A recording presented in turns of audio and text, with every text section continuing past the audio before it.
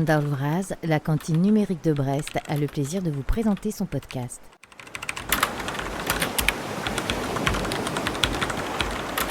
Dans ce 44e épisode, Jean-Sylvain Chavannes, responsable de la sécurité des systèmes d'information au CHU de Brest, nous présente le métier de RSSI et ses particularités en milieu médical.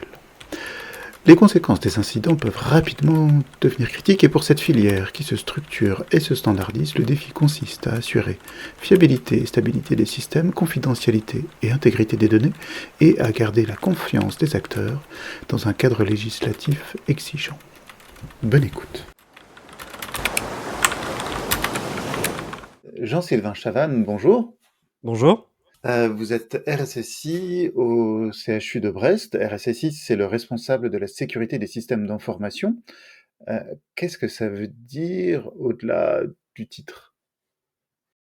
Vaste question. Au-delà du titre, c'est surtout, un poste qui, est là pour, veiller, on va dire, à la sécurité des systèmes d'information, de ce qu'on va appeler les systèmes d'information hospitaliers.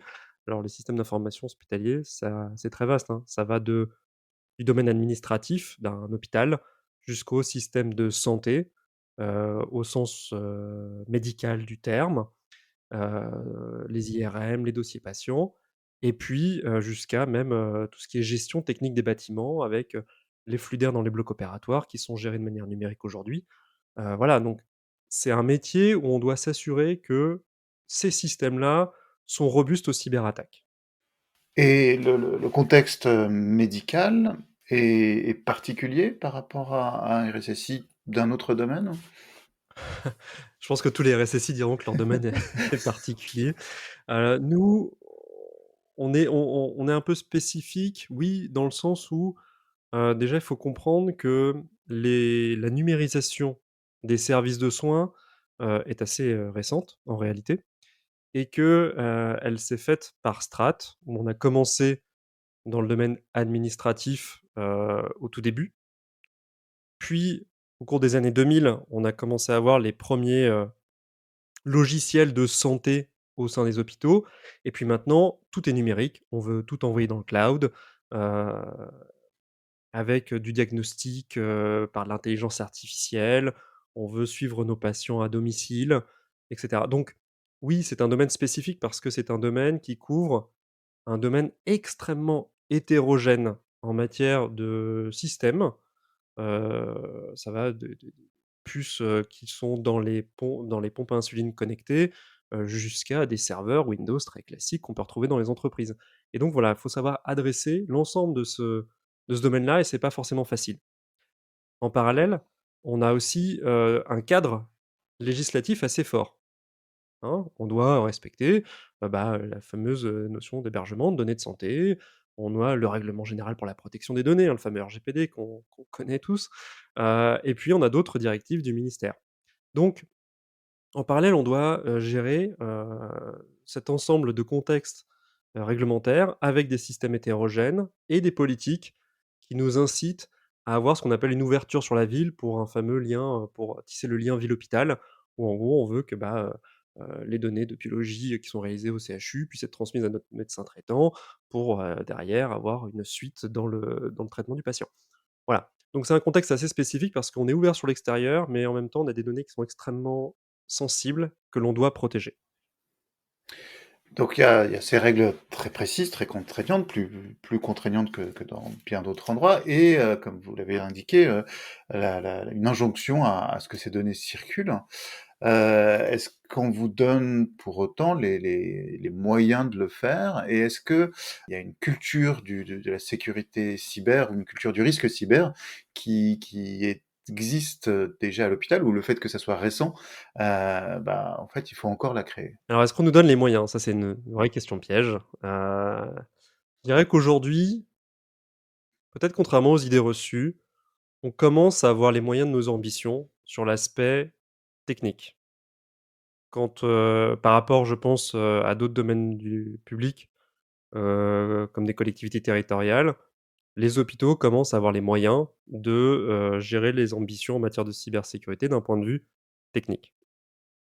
Mais d'un point de vue opérationnel et notamment en termes de ressources humaines, c'est quelque chose d'assez différent, car on voit que, finalement, on va manquer de main-d'œuvre pour opérer, ces fameux outils et donc ces outils-là, ben, on va pêcher parce qu'on pense que l'on a nos outils de cybersécurité qui nous servent au quotidien pour gérer la cybersécurité, mais derrière, on manque de moyens humains pour pouvoir justement aller plus loin dans cette démarche-là et donc par rapport à nos au à la question, on peut aller plus loin sur les moyens humains pour justement assurer cette cybersécurité. Après, la deuxième question était sur, justement le côté, doctrinal. Est-ce que ça commence à percer cette notion de cybersécurité dans le domaine hospitalier? Alors, je pense qu'il y a pas de réponse unique, et c'est très, personne dépendant. On a des personnes qui ont cette fibre numérique et qui comprennent que les données des patients qu'ils sont en train d'utiliser, peuvent être, comment dire, ont de la valeur, peuvent être l'objet d'une cyberattaque et donc vont justement avoir ce petit, réflexe de dire: «Je dois sécuriser, je dois passer par un envoi sécurisé pour partager de la donnée» et puis d'autres, on est forcé de constater, vont dire: «C'est le soin du patient d'abord et donc coûte que coûte, je vais, envoyer mes données patients à travers une messagerie non protégée. Je vais, développer une application métier, en local sans protection aucune» et voilà et donc nous, on essaie un petit peu de ramener, les moutons un peu égarés, dans le giron de la cybersécurité pour leur dire que oui, on est conscient qu'on doit développer de nouveaux outils de santé. On est conscient que, le fonctionnel doit être, hyper important dans le domaine de la santé, mais que ça doit pas être au détriment de la cybersécurité. On a vu passer des articles qui disaient que, en particulier l'année 2021 avait été, une année, particulièrement forte en attaque au niveau des hôpitaux. 2022 semble être un petit peu moins forte. Est-ce que déjà ça se vérifie dans votre expérience? Et ensuite, est-ce que ça permet au message de passer un peu à tous les niveaux?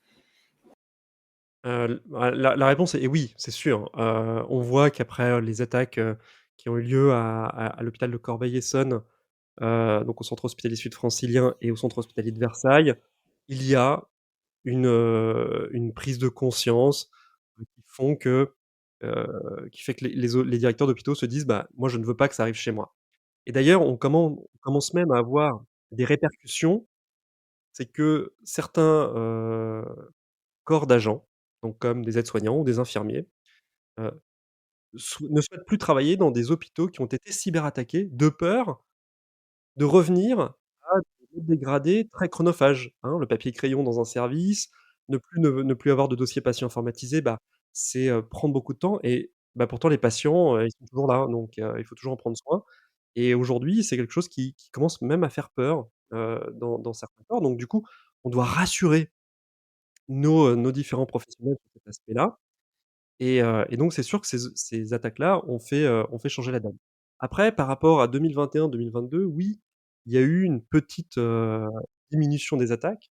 Néanmoins, une, c'est toujours trop et donc par rapport à ça, on doit pas lever nos efforts et on doit justement, essayer de capitaliser sur, ces différents incidents, sur le retour d'expérience que ça a pu nous donner pour justement continuer à renforcer notre cybersécurité. Et ça, c'est aujourd'hui un aspect extrêmement important parce que même s'il y en a eu moins, j'insiste un peu là-dessus, en 2022, c'est pas une raison pour laquelle on doit baisser la garde. Et ces attaques sont de quel type, de quel périmètre? On visualise bien, enfin, les conséquences en tout cas d'un rançongiciel qui vient tout bloquer, mais j'imagine que c'est pas, même si celles-là sont peut-être plus visibles que les autres, et bloquent tout l'hôpital, il y en a d'autres qui sont peut-être plus insidieuses, mais pas forcément moins critiques, hein. Tout à fait. Alors on a certaines attaques, alors c'est vrai que les attaques en rançongiciel, elles sont visibles, on déclenche des plans blancs, donc forcément, c'est quelque chose dont on parle beaucoup et qui fait parler. Mais en parallèle, on a des tentatives d'attaque où l'objectif, c'est soit de faire ce qu'on appelle du prépositionnement stratégique. C'est-à-dire, on va essayer de compromettre un système d'information de santé pour y déposer quelque chose, ce qu'on appelle, une charge active, hem et on s'en servira le jour où on en a besoin. Mais pendant un temps donné, elle reste complètement inactive et on a même, à un moment eu des suspicions sur des attaques qui visaient les données de recherche. Faut pas oublier qu'un CHU, c'est un centre de soins, mais c'est aussi un centre de recherche, sur lequel on génère beaucoup de données de recherche, justement, qui servent à réaliser des tests scientifiques, qui servent à écrire des articles et une des craintes que l'on pourrait avoir, c'est d'avoir justement des compromissions sur ces bases de recherche-là. Une compromission, ça peut prendre quel type? Bah, c'est tout simplement d'altérer les données de recherche. Un 2 qui se transforme en 20, c'est pas négligeable dans de la recherche et ça, on doit faire extrêmement attention et d'ailleurs, on le voit, nos partenaires de recherche ont largement élevé leurs exigences de cybersécurité pour travailler avec nous, aujourd'hui. On doit prouver beaucoup plus de choses que, ce qu'il y a 5 ans. Donc par rapport à ça, on fait extrêmement attention à ce type d'attaques-là, qui ne sont pas que des attaques qui peuvent mettre en péril le système, heu, de soins d'un hôpital, mais aussi ce qui va autour, donc la recherche et puis les données de santé, dans son ensemble. On est parfois étonné de voir des données qui, quand ça arrive, qui s'échappent parce que les gens les ont conservées ou distribuées en fait via des plateformes grand public, très peu sécurisées, avec des liens de connexion ouverts, ou ce genre de choses, hein. C'est des moments où ça vous échappe, c'est des gens qui n'ont pas écouté ce que vous leur avez dit, on arrive à rattraper derrière, hein, ou une fois que c'est sorti pour toujours. Il faut pas se leurrer, c'est très compliqué de rattraper derrière c'est les données qui sont partagées sur des plateformes grand public parce que derrière c'est copié, recopié et cetera. C'est plutôt compliqué. Aujourd'hui, on va plutôt, aller sur, de la prévention et puis on va essayer même de mettre en place des systèmes préventifs pour éviter ces usages. Typiquement, un professionnel de santé qui veut partager une donnée à caractère de santé, mais qui oublie, parce que pris dans le quotidien, d'utiliser une plateforme sécurisée ou les préventions d'usage, eh bien, on va essayer de trouver des mécanismes automatiques pour leur dire: «Attention, êtes-vous certain que vous voulez utiliser cette plateforme-là pour transmettre une donnée à caractère de santé sur une plateforme non sécurisée?» Et là, peut-être qu'il y aura un petit ouh là, hein, c'est un petit peu à l'image d'aujourd'hui de l'intelligence artificielle qui lit vos mails et qui vous dit: «Eh, est-ce que vous avez pas oublié votre pièce jointe?» Parce qu'il a vu dans le corps 6 joints et cetera. Et bien là, on va essayer de développer un peu la même chose, pour que justement, on puisse, garder l'éveil des professionnels de santé sur ces sujets-là, ce qui est pas forcément facile au quotidien et ça, j'en conviens, tout à fait. Vous avez évoqué la question des matériels, hein, à la fois même dans les ventilations, donc tout est numérique et parfois on a l'impression que certains équipements restent sur des vieux systèmes absolument indéfendables, enfin qu'on peut pas mettre à jour. Est-ce que ça existe encore? Et comment on fait quand on peut pas s'en passer? C'est une question piège.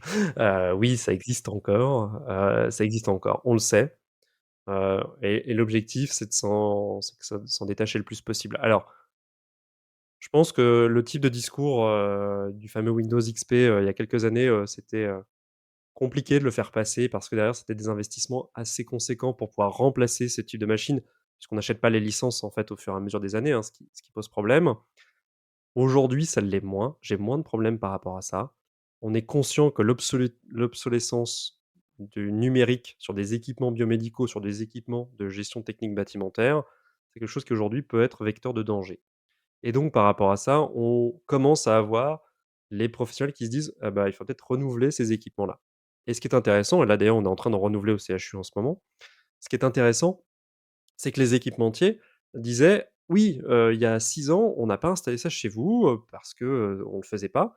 Mais aujourd'hui, on vous autorise à mettre votre EDR sur, notre équipement biomédical, Le DR, c'est? Endpoint Detection and Response qui sont en fait les nouveaux antivirus, avec, de l'analyse comportementale et qui remontent en fait, de ces informations-là sur une base centralisée». Et donc, on vous les fournisseurs nous disent: «Bah, OK, on vous autorise à mettre en place vos équipements de sécurité», hein, qui incluent, voilà, l'EDR et les antivirus et tout ça. Donc on vous autorise à faire ça, Et puis derrière, si vous avez des recommandations, des obligations, des exigences de cybersécurité, donnez-les nous, et puis on verra ce que nous, on peut mettre en place et ce qu'on ne peut pas mettre en place. Et là, s'opère une sorte de négociation, hein, mais toujours bienveillante, entre le fournisseur et nous, le CHU, pour dire, bah, voilà ce qu'on va mettre en place. Et puis, bah, si le fournisseur ne peut pas mettre en place certaines choses, eh bien, on va essayer de trouver des parades, mais pour toujours garder le niveau de sécurité qui permet d'assurer un niveau de confiance aux professionnels de santé et aux patients. Mais c'est sûr qu'aujourd'hui, c'est plus facile qu'il y a 5-6 ans, où là, les éditeurs étaient complètement, heu, un peu plus, dilettantes, on va dire, sur ce sujet-là. Et si on se place de l'autre côté, si on va chez les méchants pirates, il y a une légende qui dit qu'ils sont peut-être, alors ils se sont mis à attaquer les hôpitaux, mais après, certains s'excusent. C'est complètement une légende, ça arrive, mais finalement ça change rien parce que l'attaque a été faite, hein. C'est c'est nouveau. Alors on l'a vu une fois, hein, l'histoire du fameux remords, heu, où les attaquants, se sont excusés, pour avoir attaqué un hôpital pour enfants, si ma mémoire est bonne. Mais attention, il ne faut pas oublier qu'auparavant, hem, plusieurs hôpitaux ont été victimes de rançongiciels par des groupes d'attaquants, et on a même eu des messages, Vis Society pour ne pas le nommer, qui disaient, bah: «Ils savent peut-être soigner les gens, mais nous on va soigner leur IT». Voilà, donc on n'était pas tout à fait dans la même bienveillance. Et ce qu'il faut aussi voir, c'est que quand on a ces fameux groupes d'attaquants, ces rançongiciels-là, en réalité, c'est pas groupe d'attaquants, au singulier, c'est au pluriel, et on va avoir plusieurs étapes. Et les premières étapes, donc ce qu'on va appeler, ceux qui vont permettre de créer la, mmh, la brèche, la première brèche, ce qu'on appelle, les IAB, Initial Access Brokers, qui vont vendre en fait cet accès initial dans des centres hospitaliers, des entreprises, bah, ne sont pas ceux qui sont les créateurs du rançongiciel. Et donc parfois, on a ces personnes-là qui sont disséminées à travers le monde et qui vont compromettre un hôpital pour enfants. Bah, le 2e groupe d'attaquants va dire: «OK, d'accord, je le compromets», mais le créateur de la franchise, on va dire ça comme ça, hein, on va parler de franchisé, il va dire: «Mais attendez, ça respecte pas du tout notre politique, qu'on vous avait, donnée, donc du coup, on va s'excuser et on va dire: "Non, non, on leur donne les données".» Mais ça ne ça reste que si ça a été si, comment dire, ces 2 premiers groupes, qui ont pu réaliser l'attaque sur l'hôpital pour enfants, bah, qui dit qu'il n'aurait pas pu le revendre à un autre groupe d'attaquants, une autre «franchise» entre guillemets, et qui, elle, ne se serait pas excusée et aurait profité pour demander une rançon. Donc c'est nouveau, mais ça reste encore très rare, et c'est pas, comment dire, comment pour nous, une information qui, comment dire, fait qu'on va un peu baisser la garde, qu'on va Mmh, souffler. ça reste de l'anecdote, Ça reste un peu de l'anecdote. ouais. Avec les efforts qu'il y a pour, donc on l'a dit, pour que les dossiers se transmettent, en dehors de l'hôpital, et puis, les injonctions à la télémédecine, comment est-ce qu'on arrive à sécuriser, au-delà de l'hôpital, hein? Ah ça, c'est une vraie question stratégique, parce qu'effectivement, on nous demande d'avoir ce côté télémédecine, on nous demande aussi d'avoir ce qu'on va appeler l'hospitalisation à domicile. Donc quand vous avez de l'hospitalisation à domicile, vous avez des équipements de santé chez vous, qui vont transmettre de la donnée chez nous. Donc là aussi, ça pose des vraies questions de sécurité. Et par rapport à ça, on va essayer, déjà de faire le fameux back to basics. Donc déjà de dire: «On arrête, les protocoles un peu, déjà obsolètes et puis, faits maison, et on va se tourner vers des protocoles qui assurent une certaine sécurité». Ça déjà, c'est la première chose. Et ensuite, c'est de trouver des architectures qui permettent une certaine sécurité. Donc ça veut dire qu'on doit maîtriser l'ensemble du cycle de la donnée selon une architecture bien définie. Et le problème souvent, c'est quand, la donnée fait un chemin, par étapes, et qu'on ne maîtrise pas une étape. Parce que ça passe Mmh. dans un trou noir, un prestataire, un hébergeur qu'on n'avait pas identifié, on avait oublié une sauvegarde, et cetera. Et souvent, hop, la faille, elle arrive là. Donc nous, on va justement s'assurer d'avoir les bonnes topologies, donc les bons schémas, qui nous permettent de dire: «OK, le chemin de la donnée, c'est ça, et voici les mesures de sécurité qu'on va adosser à ce schéma-là». Et l'objectif, c'est vraiment d'assurer la maîtrise. Et lorsqu'on n'a pas de maîtrise, hein, la box d'un patient, par exemple, eh bien, c'est de s'assurer que les flux utilisés sont bien des flux, bah, voilà, classiques, chiffrés et maîtrisés, que On peut mettre aussi des sondes qui vont nous permettre de dire: «Bah, là, c'est bizarre, on a un trafic un peu plus important» ou alors des requêtes qui ne sont pas prévues pour ça. Eh bien, soit on va filtrer, soit on va mettre des détecteurs, qui vont nous dire: «Bah, là, il y a peut-être un problème, il faut analyser». Donc voilà, on va surtout quand on manque cette, comment dire? Cette maîtrise et que du coup on n'a pas confiance dans le système que l'on sur lequel on s'interconnecte, eh bien on va essayer de mettre en place, un maximum de mesures, donc de restreindre et de superviser ces échanges de données-là pour essayer de les maîtriser. Donc il y a beaucoup d'exigences en fait qui sont portées, bah, celui de la fiabilité évidemment, celui de la confidentialité et de l'intégrité des données, celui de la stabilité des systèmes, celui de la maintenance de tout ça, et puis, au final, tout cet ensemble doit générer, et vous l'avez déjà indiqué, vous l'avez déjà mentionné, de la confiance à la fois en interne et en externe. Et est-ce que vous pensez que cette confiance, elle est là, elle est encore à construire? Elle est à développer. Il y a une certaine confiance qui s'opère parce que, bah, on commence à mettre en place des mesures de sécurité et on commence à communiquer dessus auprès des professionnels, auprès de nos tutelles administratives, donc ce qu'on appelle les agences régionales de santé, heu et nos partenaires, hein, puisque faut pas non plus oublier qu'on a d'autres partenaires, sur le territoire, notamment brestois. Et bien, et donc l'objectif, ça va être, bah, de continuer à assurer cette confiance-là.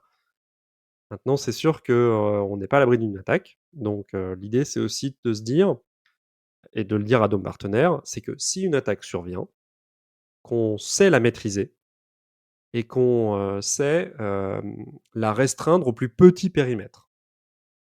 Et je pense que c'est ça aujourd'hui qui fait peur, c'est que lorsqu'on ne maîtrise pas, eh bien, on peut se dire qu'une attaque, elle peut avoir des conséquences systémiques. Et c'est ça qui peut engendrer le manque de confiance ou la rupture de confiance. Et donc nous, on va dire: «Bah, on n'est jamais à l'abri d'une attaque, c'est sûr. Ce serait trop prétentieux de le mentionner.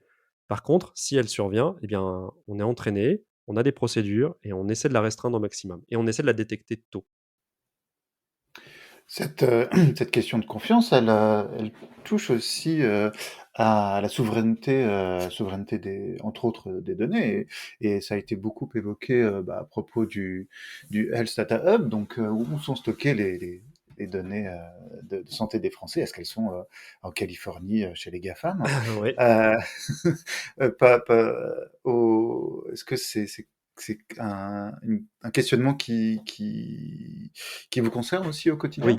Ah oui, oui, hein, c'est une question qu'on aborde très, très souvent, que les professionnels de santé nous posent maintenant.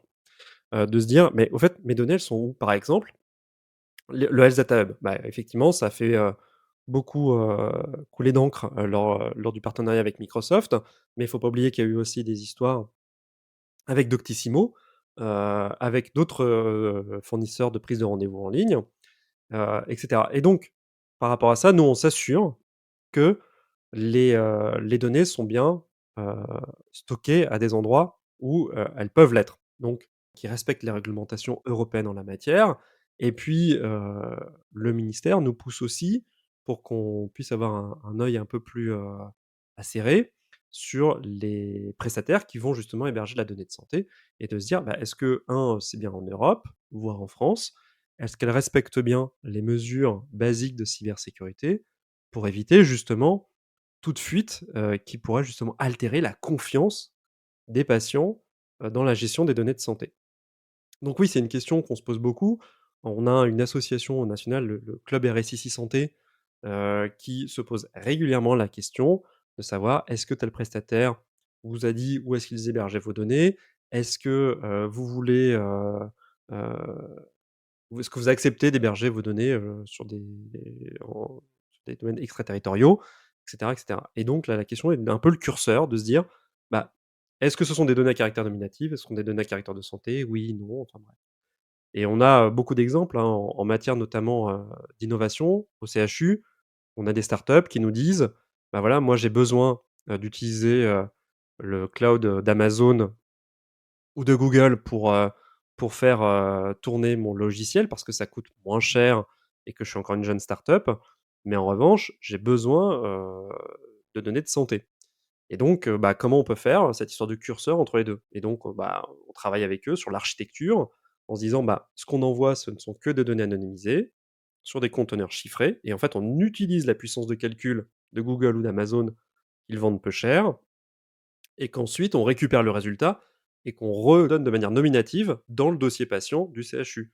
Et donc comme ça, l'hébergeur, donc en l'occurrence, américain, hein, Amazon ou Google, ne possède pas, les données à caractère nominatif des patients du CHU de Brest. Dans ces domaines de l'innovation, les mots d'ordre, les buzzwords succèdent aux slogans. Au big data succède à présent l'intelligence artificielle. C'est pareil, de nouvelles contraintes, hein. Tout à fait. Après, c'est un buzzword, mais je commence à percevoir un peu l'utilité qu'il peut y avoir derrière, notamment sur des modèles d'apprentissage. Le domaine de la santé est un domaine assez, poussé en la matière, hein. On a beaucoup de domaines d'application, comme par exemple l'aide au diagnostic, où on va avoir des algorithmes qui vont apprendre de beaucoup d'images à retrouver une microfracture, par exemple.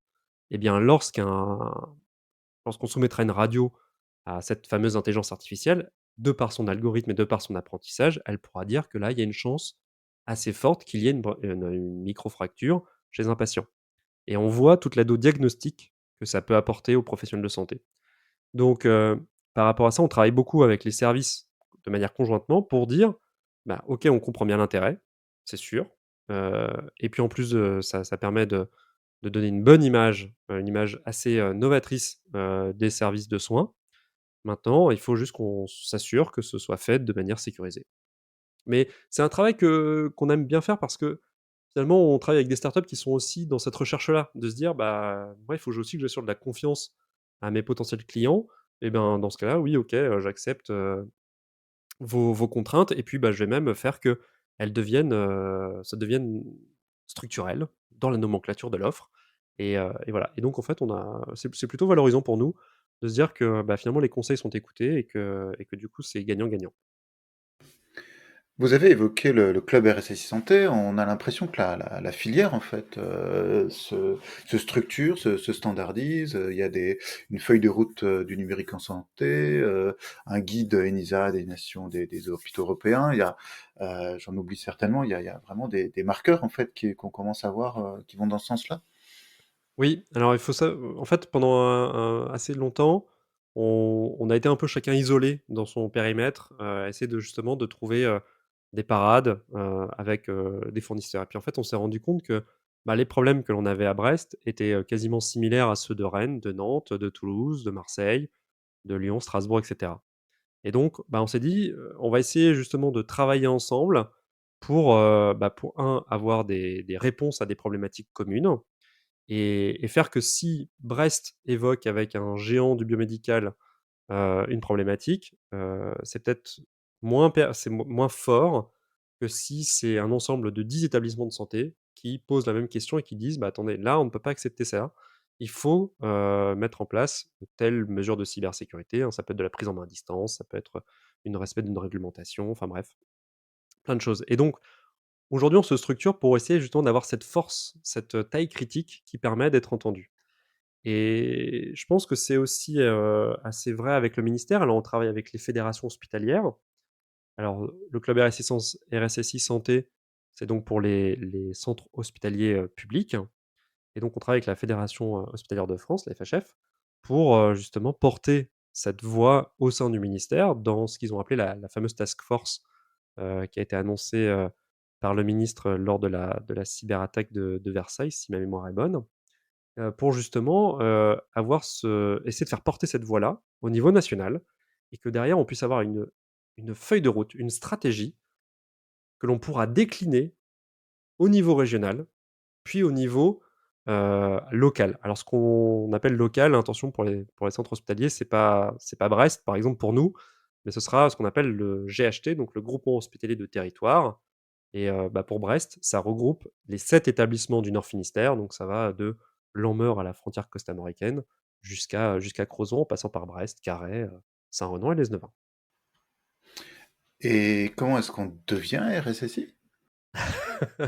C'est une bonne question. Je pense qu'il y a beaucoup de profils assez différents, surtout en santé. C'est un peu moins vrai dans l'industrie, je crois. Dans l'industrie, en santé, on va retrouver, des ingénieurs.